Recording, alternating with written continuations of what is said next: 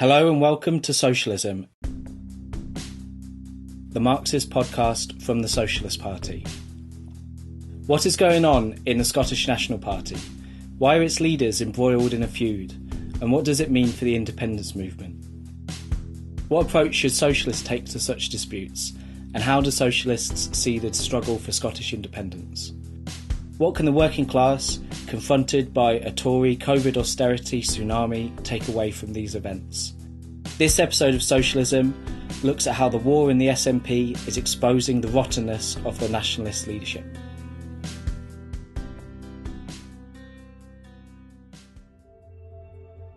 Hello.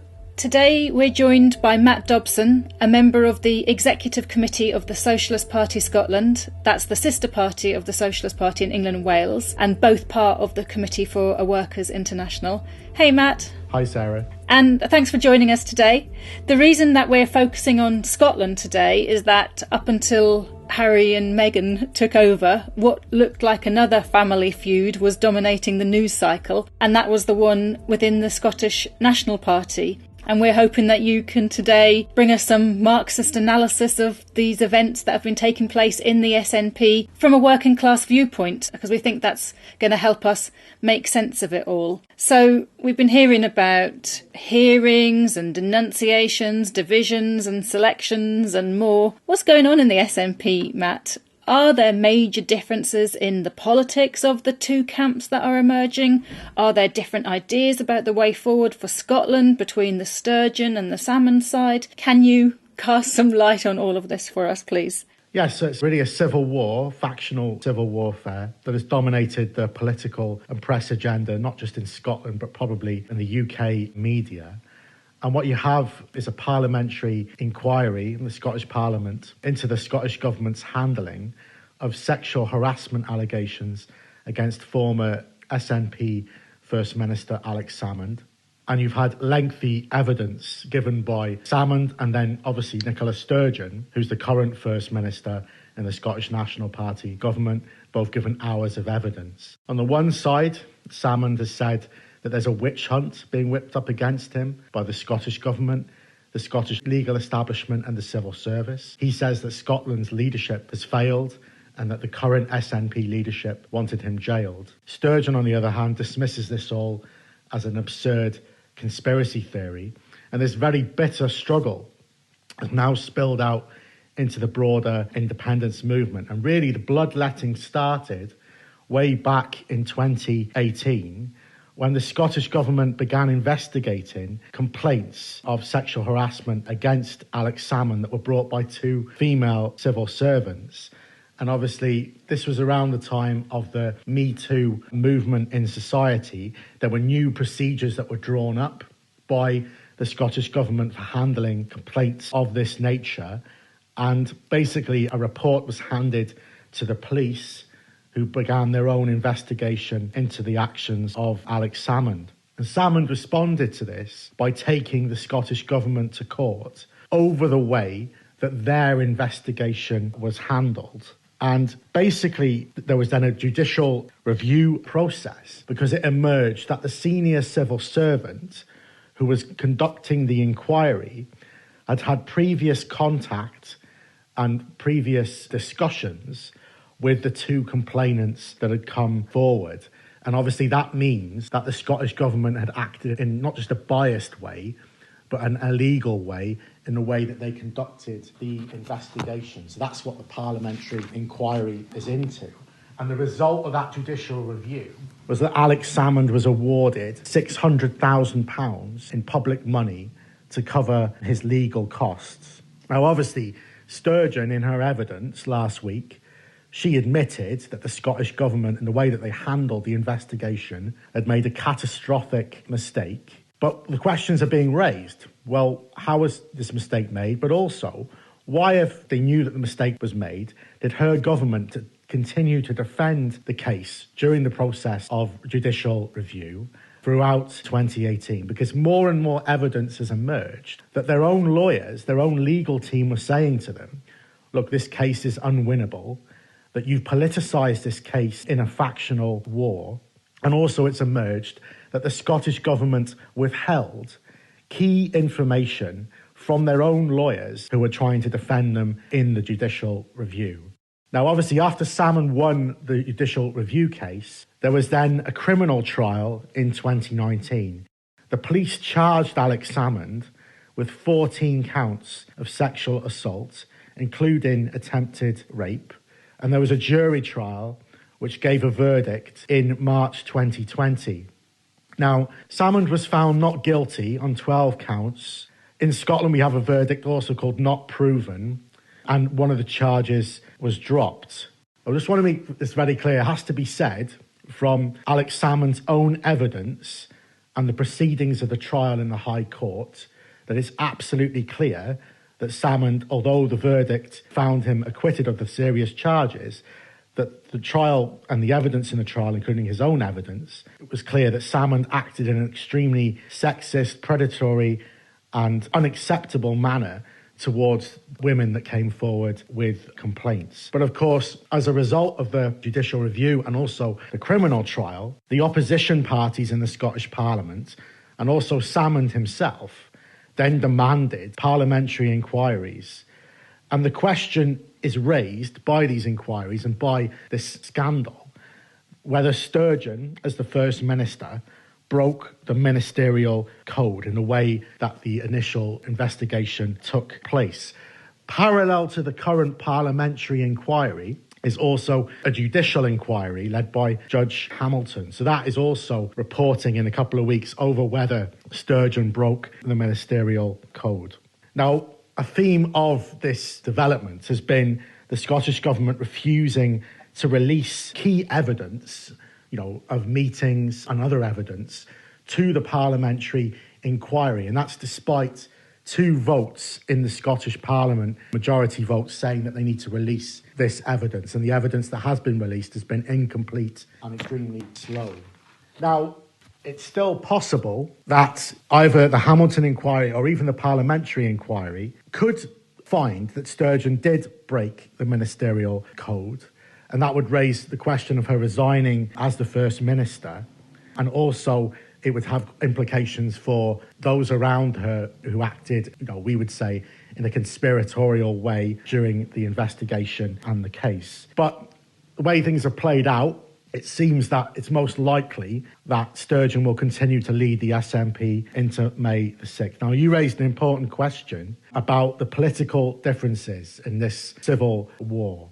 And the most important thing to point out is that both sides agree on capitalism. They're both capitalist politicians, Sturgeon and Salmond. There were no disagreement over those issues. On previous podcasts, we've pointed to the role of Sturgeon's SNP government being no ally to the workers' movement, implementing the cuts from the Tories to balance the books. And also you'd say that Sturgeon, really since the Brexit referendum, has moved the SNP to the right.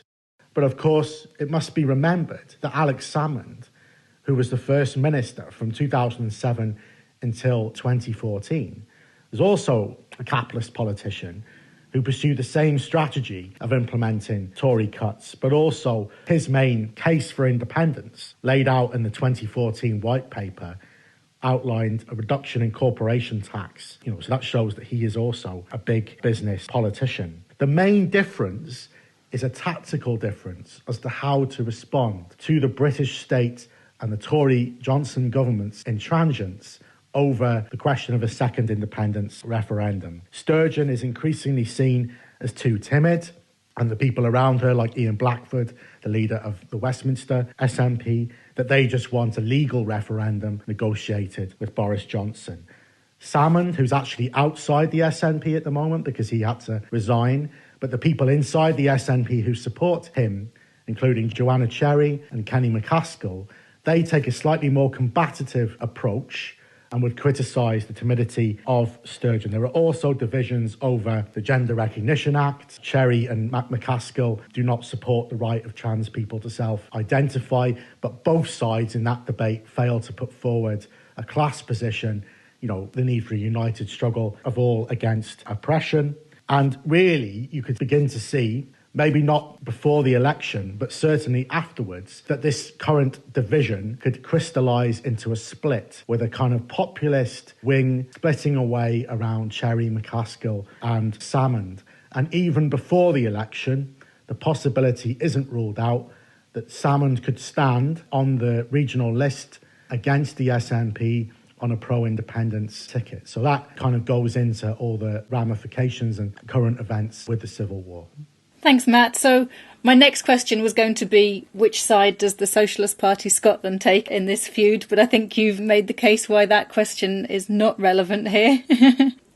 Explaining it that both sides are defenders of capitalism. And I suppose in some ways it echoes the splits and the potential splits that are taking place in many capitalist parties at the moment, given the crisis of capitalism and, the lack of a clear way forward for the leadership of the capitalist class. But you mentioned there, about part of it is tactics on the question of independence and a referendum. It was mentioned, it's been in the news the last few days that there's been the first sign of a fall in support in the polls for independence. So do you think it's accurate, or do you think there's a bit of jumping to conclusions too quickly if, commentators are talking about the death knell of the independence movement given these developments? Or do you think at least weaken the independence movement? How do you think these events relate to that movement? It's absolutely clear, Sarah, that both sides have inflicted major damage on each other. And obviously, in relation to your previous point, we don't give an iota of support to either side. We put forward a socialist, an independent position for the working class. We call for a new workers' party in Scotland based on the trade unions that would fight for a socialist programme. And I think that there's no doubt, and some of the recent polls, some of them are not weighted, so they have to be taken with a pinch of salt, but it's definitely the case that there's been a certain blow to support for independence in the context of historic high support for independence. So I think there's now been over 20 polls in the last 2 years showing support around about 55% for independence. Now, in the last couple of weeks, that's dropped a few percentage points, not a major drop, a significant drop nonetheless.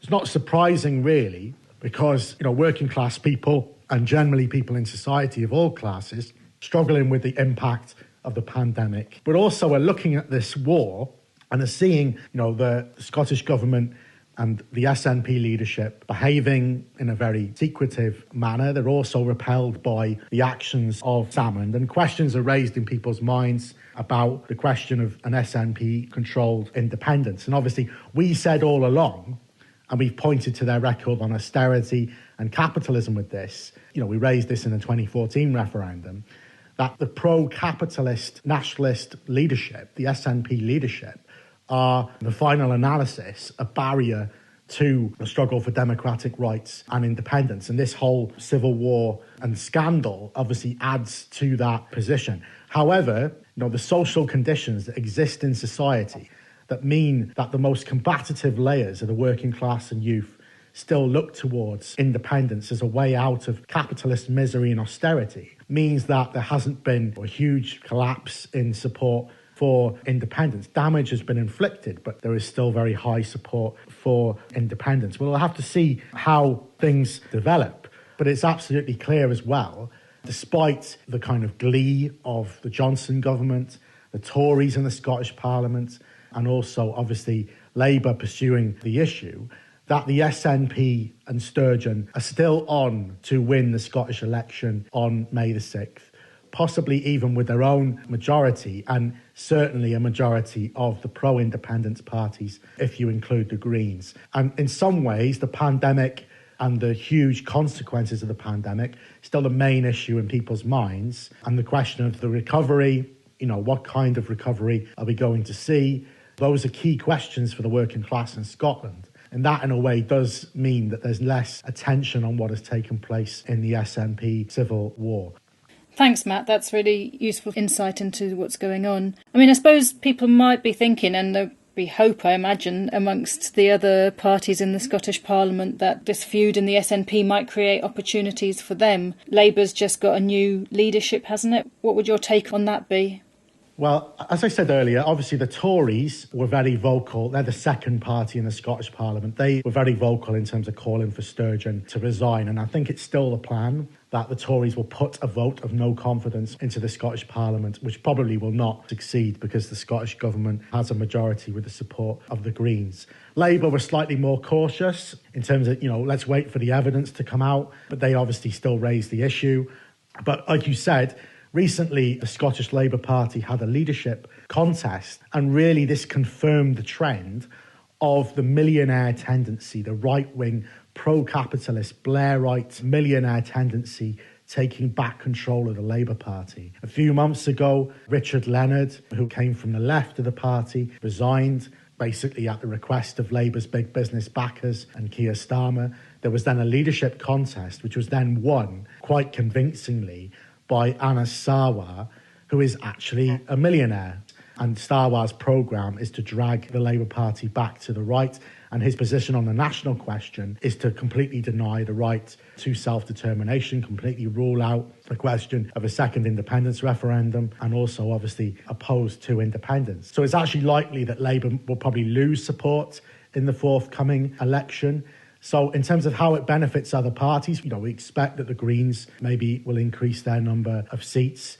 But the Tories and Labour really, because of their record and because of their programme on austerity, but also on the national question, will not be able to challenge the SNP in a serious way, which means that there's a huge vacuum in Scottish society, in Scottish politics, for a principled working class pro-socialist alternative, which is why it's a serious mistake, by the way, for ex-socialist MSPs, like unfortunately Tommy Sheridan, to call for a vote for the SNP in the constituencies, and then also on the list raised the question of supporting Alex Salmond, or a pro-independence but not pro-socialist alternative on the list. And Tommy's also made the mistake of backing Alex Salmond during this civil war as well, despite Salmond's clear anti-working class politics. So that is a mistake, and that's all the more reason why we need a principled new Workers' Party. And that's one of the reasons why we're challenging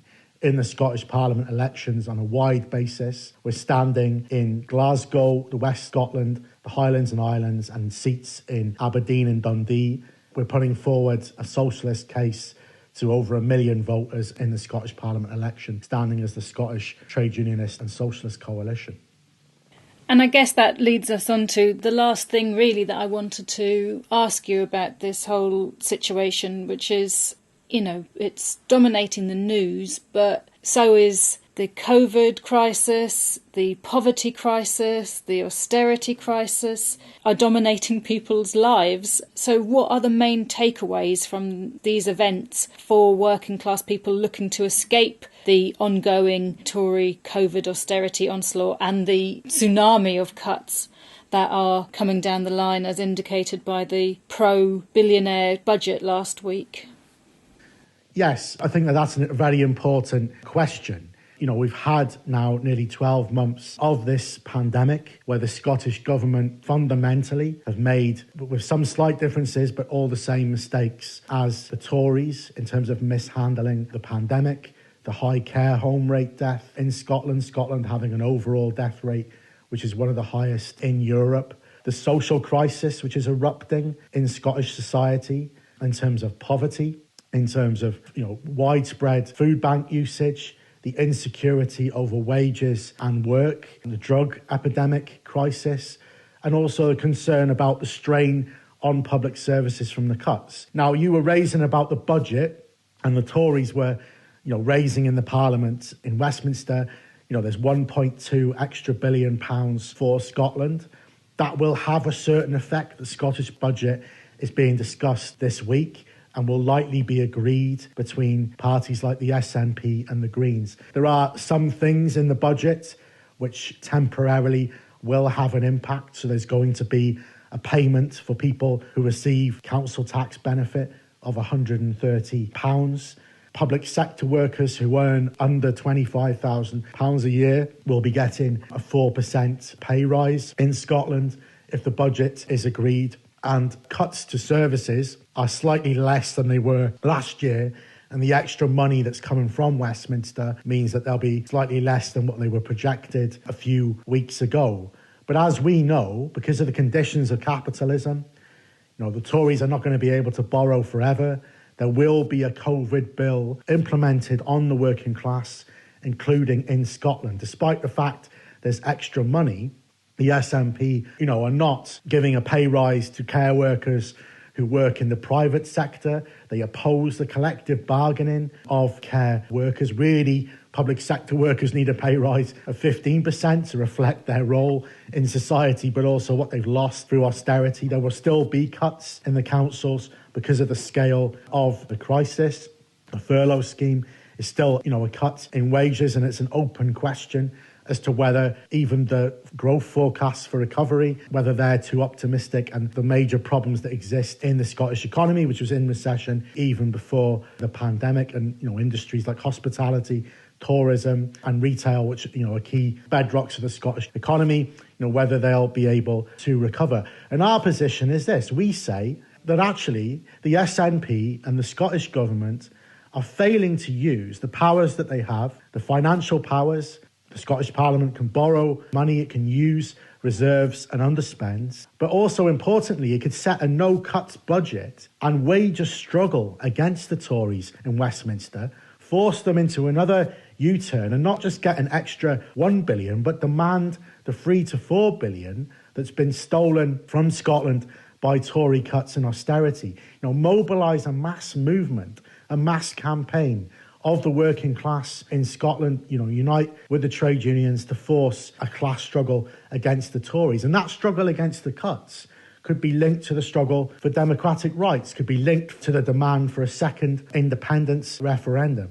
But of course, Sturgeon's biggest fear is not Alex Salmond, is actually the power of the working class, whether the SNP can rein in the combative aspirations of working class people, radicalised young people who want to fight and struggle against the Tories and want to fight to change society. They have a morbid fear of that development, which is why they are so timid in terms of their position on the national question, but also on the question of capitalist austerity. So what is the way out for the working class? Well, we have to rely on our own strength. And as I said earlier, a new mass workers' party is needed in Scotland based on the mass organisations of the working class, the trade unions in Scotland, which have over 600,000 members and that have grown during the pandemic.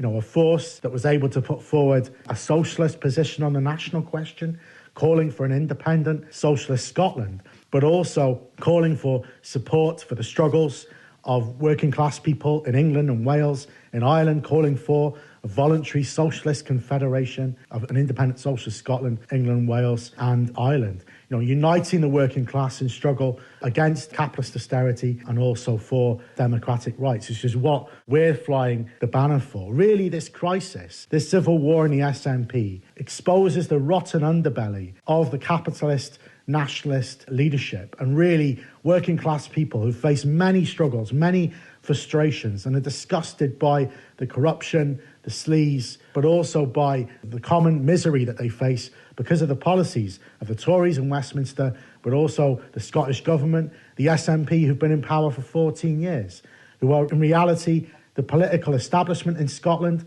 but also the failure to oppose by the Blairites in the Labour Party in Scotland. So really we need a socialist alternative based on the organised working class, based on the trade unions, which is why we're standing as the trade union and a socialist coalition in Scotland, but also why we're trying to build Socialist Party Scotland as a principled socialist alternative.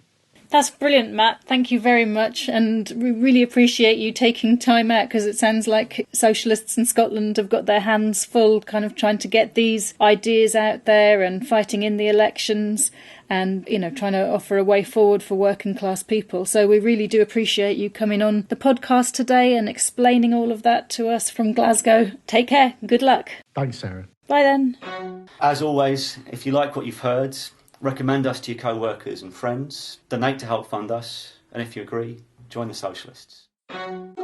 Socialism is produced by the Socialist Party, the England and Wales section of the Committee for Workers International. Today we heard from Matt Dobson speaking to Sarah Sachs-Eldridge, and I'm Mark Best. This episode was edited by Nick Hart. You can find further reading in the notes in your podcast app and at socialistparty.org.uk/podcast. If you want to get in touch, email socialismpodcast@socialistparty.org.uk. Do you agree with the policies and actions the Socialist Party is fighting for? Now is the time. Apply to join at socialistparty.org.uk/join. If you live outside England and Wales and want to join the fight for socialism in your country, contact the Committee for Workers International by visiting socialistworld.net. Socialism, the podcast, has no wealthy backers. We rely on funding from the working class, which maintains our political independence. So to help us take the fight to the capitalists, you can make a regular donation or a one-off payment at socialistparty.org.uk/donate. Until next time, solidarity.